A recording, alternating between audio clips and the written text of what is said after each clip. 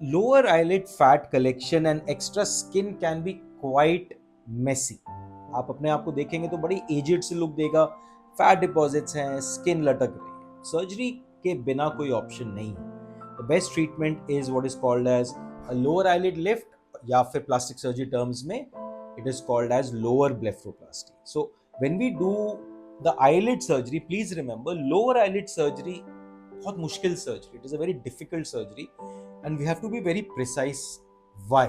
First, अगर हम लोग बहुत केयरफुल नहीं होंगे तो you will land up with a post surgery result like this. इस तरह से अगर आईलिड नीचे गिर जाएगी तो आपको काफी प्रॉब्लम्स आएंगे and it is very difficult to correct it also.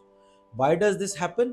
If the surgery is not done properly and this eyelid is not pulled up and fixed to the bone here, then this will happen. Second, you can have injury to the tear duct which is lying here. Third, if you don't do it properly, then you can have leftover eye bags which will then need a revision surgery.